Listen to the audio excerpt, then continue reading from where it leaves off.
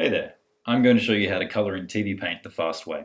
So first of all, what you want to do is create a new layer and make it a nice bright color just to block out the background and make it so there's a nice high contrast between what your background is, as in this new one we're creating, and your line art. So grab your fill tool up here. It should probably automatically be set to color and layer. Turn the gap closer off if you can, and I like to turn expand to 1, which is about half the width of the tool I used for creating line art. So I'm going to fill that in and drag it out to the end, or you can set it to hold and just lock it. That's all we're going to use it for now. Now we're going to create a new layer above that one.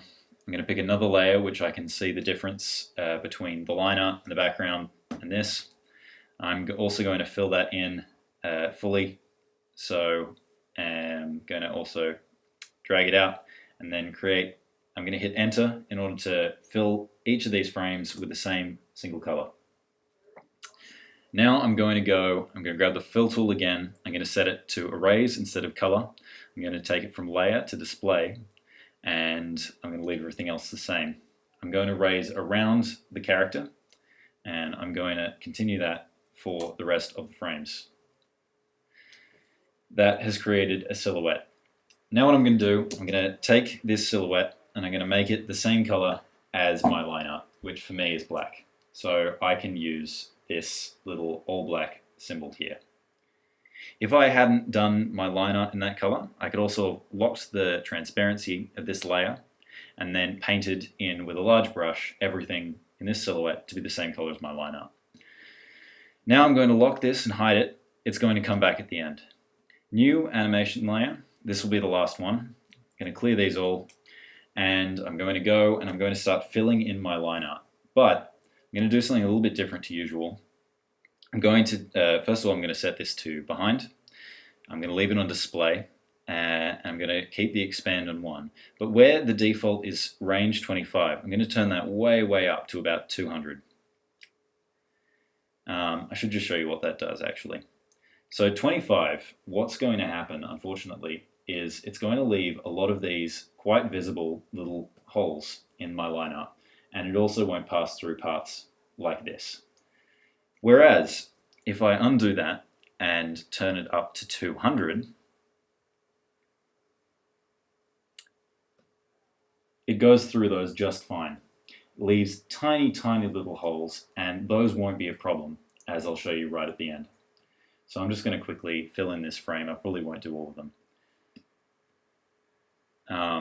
It does definitely help if you've made sure to close all your gaps.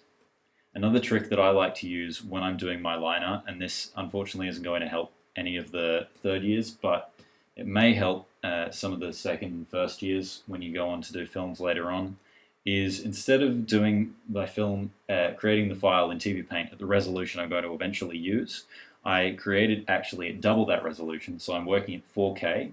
What that means is I have much more pixels in order to work with, so it just becomes a little bit nicer when it's coloring. You get half of the anti-aliasing while keeping that clarity, and basically it makes the entire coloring process, just the computer can handle a little bit easier.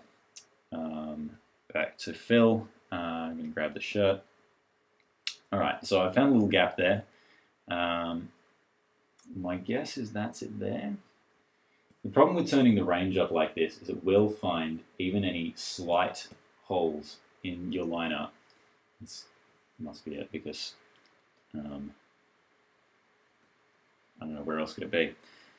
Skin. I'm going to eyedropper, which is semicolon.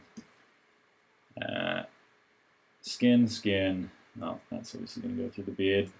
I'm just going to tuck in that. Now, it doesn't matter. I'm drawing this line art, this extra line art, straight onto my coloring layer, but that's not a problem because I'm filling with the behind version, so it won't expand over the line art that I'm drawing and give you those little ugly looking things that it does. There's another, sorry, missed that.